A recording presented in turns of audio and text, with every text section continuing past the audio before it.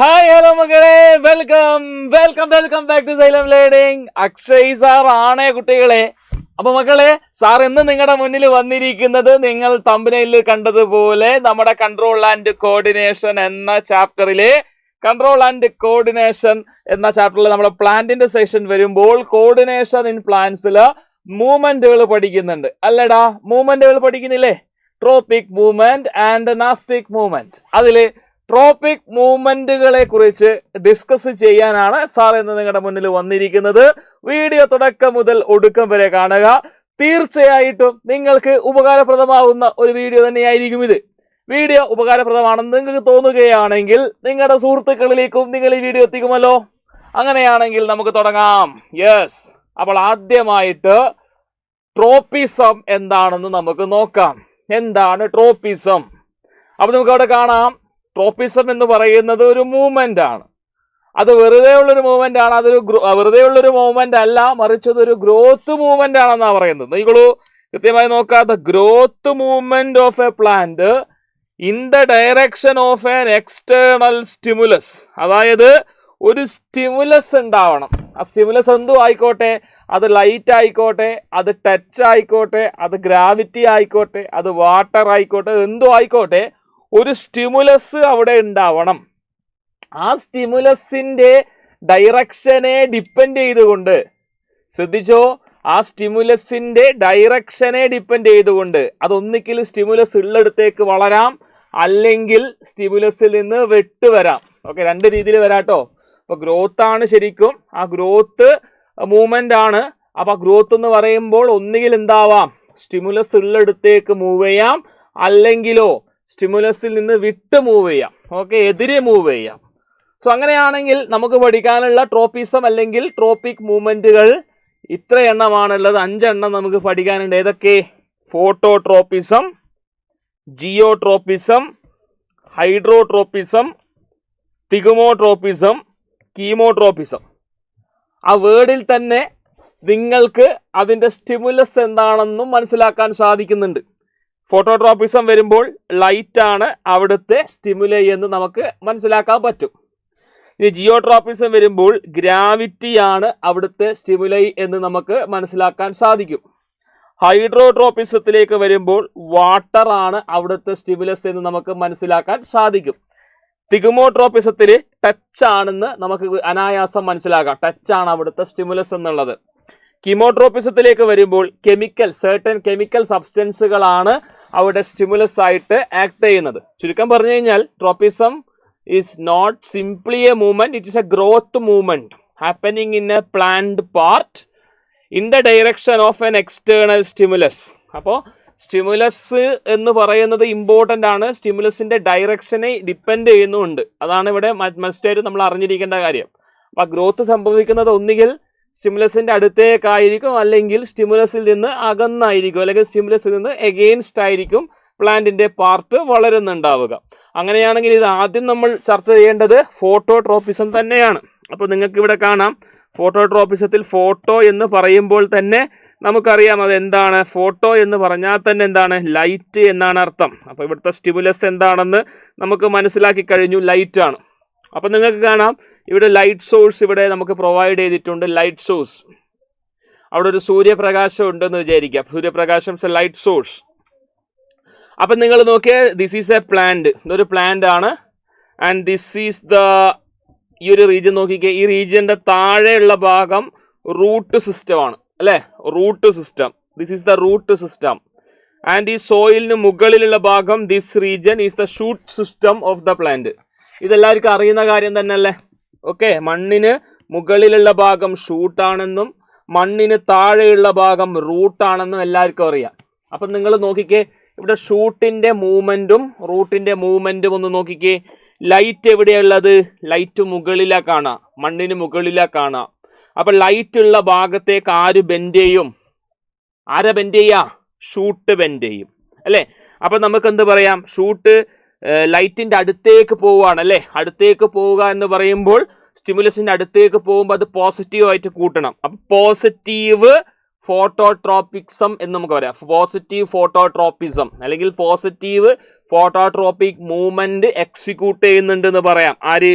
Shoot. മറിച്ച് root എന്താ ചെയ്യുന്നത്? ലൈറ്റിന്ന് എവേ അല്ലേ, എഗെയിൻസ്റ്റ് ആണ് വളരുന്നത്.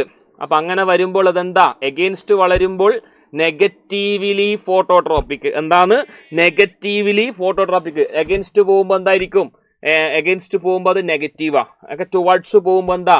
പോസിറ്റീവ്. അപ്പൊ നിങ്ങളൊന്ന് കാര്യം ഓർത്ത് വെച്ചോ, നമ്മുടെ റൂട്ട് എന്ന് പറയുന്നത് എന്താണ്? ഇറ്റ്സ് ഗ്രോയിങ് എഗെയിൻസ്റ്റ് ലൈറ്റ് ആണ്. അപ്പൊ അതെന്താണ്? നെഗറ്റീവ് ആണല്ലേ, നെഗറ്റീവ്ലി ഫോട്ടോട്രോപ്പിക്. ഇനി നമ്മുടെ ഗ്രാവിറ്റി നോക്കുമ്പോഴാണ്, ഗ്രാവിറ്റി, റെസ്പോൺസ് ടു ഗ്രാവിറ്റി. അപ്പൊ നമുക്കറിയാം ഗ്രാവിറ്റി അല്ലെങ്കിൽ ഗ്രാവിറ്റേഷണൽ ഫോഴ്സ് ആക്ടിങ് എന്താണ്? വെർട്ടിക്കലി ഡൗൺവേർഡ് ഡയറക്ഷൻ ആണ്. അപ്പൊ നിങ്ങൾ നോക്കിക്കഴിഞ്ഞാൽ കാണാൻ പറ്റും, ഇവിടെ നിങ്ങൾക്ക് ഒരു ഷൂട്ട് സിസ്റ്റവും റൂട്ട് സിസ്റ്റവും കാണാം. അപ്പൊ റൂട്ട്സ് എപ്പോഴും എങ്ങോട്ടാ വളരുക? ഗ്രാവിറ്റിയുടെ ടുവേർഡ്സ് ആണ് വളരുക അല്ലെ, ഗ്രാവിറ്റിയുടെ ടുവേർഡ്സ് ഡയറക്ഷനിൽ അല്ലെ. ഗ്രാവിറ്റി എങ്ങോട്ടാണോ ആ ഡയറക്ഷനിലേക്കാണ് വളരുക. അപ്പൊ നമുക്ക് എന്ത് പറയാം? റൂട്ട് സിസ്റ്റം എന്ന് പറയുന്നത് പോസിറ്റീവ്ലി ജിയോട്രോപ്പിക് ആണെന്ന് പറയാം അല്ലെ. പോസിറ്റീവ്ലി എന്താന്ന്? ജിയോട്രോപ്പിക്. പറഞ്ഞൂടെ? പോസിറ്റീവ്ലി ജിയോട്രോപ്പിക് എന്ന് പറയാം, because root is growing towards gravity. ഇനി ഷൂട്ടിന്റെ കേസ് പറയുമ്പോൾ shoot is growing against gravity. Gravity താഴേക്കാ, പക്ഷെ ഷൂട്ട് എങ്ങോട്ടാ വളരുന്നേ? മുകളിലേക്കല്ലേ, എഗെയിൻസ്റ്റ് ഗ്രാവിറ്റി അല്ലേ. അപ്പൊ നമുക്ക് എന്ത് പറയാം? അത് നെഗറ്റീവ്ലി ജിയോട്രോപ്പിക് ആണെന്ന് പറയാം. മനസ്സിലായ? Shoot is negatively geotropic, but shoot is positively phototropic. Root is positively geotropic, but root is negatively phototropic എന്ന് പറഞ്ഞൂടെ? പറയാല്ലേ? അങ്ങനെയാണെങ്കിൽ അടുത്തത് എന്താണ്? ഹൈഡ്രോട്രോപ്പിസം. അപ്പൊ ഹൈഡ്രോ എന്ന് പറയുമ്പോൾ തന്നെ അറിയാം, നമ്മുടെ സ്റ്റിമുലസ് എന്ന് പറയുന്നത് വാട്ടർ ആണ്. ഓക്കെ, അപ്പൊ നിങ്ങൾക്ക് ഇവിടെ വാട്ടർ കാണാൻ പറ്റുന്നുണ്ടാ? വാട്ടർ ഉണ്ട്. നിങ്ങൾ നോക്കിക്കേ, റൂട്ട്സ് എങ്ങോട്ടാ വളരുക? എവിടെയാണ് വെള്ളം കിട്ടുന്നത് ആ റീജിയനിലേക്ക് വളരാൻ വേണ്ടി ആര് ശ്രമിക്കും? റൂട്ട്സ് വളരാൻ വേണ്ടി ശ്രമിക്കും അല്ലേ. ഷൂട്ടോ നേരെ ഓപ്പോസിറ്റ് അല്ലേ വളരുന്നേ. അപ്പൊ റൂട്ട് എന്ന് പറയുന്നത് പോസിറ്റീവ്ലി ഹൈഡ്രോട്രോപ്പിക് ആണെന്ന് പറയാം. ഷൂട്ട് നെഗറ്റീവ്ലി ഹൈഡ്രോട്രോപ്പിക് ആണെന്ന് പറയാം. അപ്പൊ നിങ്ങൾ എന്തൊക്കെ പഠിച്ചു?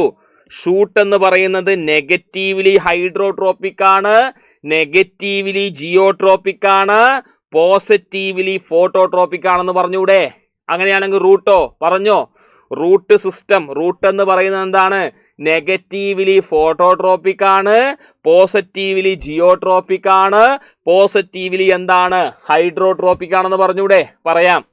അങ്ങനെയാണെങ്കിൽ അടുത്തത് എന്താ? തിഗ്മോട്രോപ്പിസം ആണ്, റെസ്പോണ്ട് ടു ടച്ച് ആണ്. നിങ്ങൾ ക്ലൈംബേഴ്സും അങ്ങനെയുള്ള ചെറിയ ചെറിയ, അതായത് തിന്ന സ്റ്റെമ്മുള്ള, വീക്കർ സ്റ്റെമ്മുള്ള പ്ലാന്റുകളെ കണ്ടിട്ടുണ്ടോ? അവർക്ക് പിടിച്ച് പോകാൻ വേണ്ടിയിട്ട് അവരുടെ ലീഫ് മോഡിഫൈഡ് ടു എന്താണ്? ടെൻഡ്രിൽ. അപ്പൊ സ്റ്റെം ടെൻഡ്രിലും ലീഫ് ടെൻഡ്രിലും ഉണ്ട്. സ്പ്രിങ് പോലത്തെ സാധനമാണ്. അപ്പൊ ഇത് ഏതെങ്കിലും ഒരു സപ്പോർട്ടിൽ ടച്ച് ചെയ്ത് കഴിഞ്ഞാൽ എന്ത് ചെയ്യും? അവിടെ കോയിൽ ഏതിങ്ങനെ വളർന്നു പൊക്കോളും. സോ അവിടെ ഗ്രാവിറ്റി, അവിടെ സ്റ്റിമുലസ് എന്താണ്? ടച്ചാണ്. അപ്പൊ ടച്ച് കിട്ടിയപ്പോൾ എന്ത് ചെയ്തു? അത് കോയിൽ ചെയ്ത് എന്ത് ചെയ്തു? വളർന്നു. അവിടെ അതൊരു മൂവ്മെന്റ് ആണ്. അപ്പൊ അവിടുത്തെ സ്റ്റിമുലസ് എന്താണ്? ടച്ചാണ്. അതുകൊണ്ട് തിഗ്മോട്രോപ്പിസം എന്ന് നമുക്ക് പറയാം. തിഗ്മോട്രോപ്പിസം. ഇനി അടുത്തത് എന്താ? കീമോട്രോപ്പിസമാ. അപ്പൊ കീമോട്രോപ്പിസം നമുക്ക് കാണാൻ പറ്റുന്നത് ബെസ്റ്റ് എക്സാമ്പിൾ എന്ന് പറയുന്നത് നമ്മുടെ പിസ്റ്റിലാണ്. അതായത് ഫ്ലവറിന്റെ ഫീമെയിൽ റീപ്രൊഡക്റ്റീവ് സിസ്റ്റം നമ്മൾ എടുത്തു കഴിഞ്ഞാൽ അവിടെ പോളൻ ഗ്രെയിൻ വന്ന് ലാൻഡ് ചെയ്യില്ലേ? After pollination pollen grain land in the stigma of the flower. സ്റ്റിഗ്മയിൽ ലാൻഡ് ചെയ്തു. അപ്പൊ ഈ പോളൻ ഗ്രെയിനകത്തുള്ള ന്യൂക്ലിയസുകൾ ഉണ്ടല്ലോ, ആ ന്യൂക്ലിയസ് എടുത്തേക്ക് എത്തണം, ഈ എംബ്രിയോ സാക്കിലേക്ക് എത്തണം. ഒവ്യൂളിലെ എംബ്രിയോ സാക്കിലേക്ക് എത്തണം. അവിടെയാണ് നമ്മുടെ എഗ് എല്ലാം കാത്തു നിൽക്കുന്നത്, ഈ പറഞ്ഞിരിക്കുന്ന സ്പേമുമായി ഫ്യൂസ് ചെയ്യാൻ വേണ്ടിയിട്ട്. അപ്പൊ ഈ ചെങ്ങായിമാരെ ഇതിനകത്തുള്ള, അതായത് നമ്മുടെ ഈ പോളൻ ഗ്രെയിൻ്റെ അകത്തുള്ള ഗമീറ്റുകളെ താഴെത്തിക്കണം. അപ്പൊ അവിടുന്ന് പോളൻ ഗ്രെയിൻ എന്നൊരു ട്യൂബ് ഇങ്ങനെ വളർന്നു വരും. That is called pollen tube.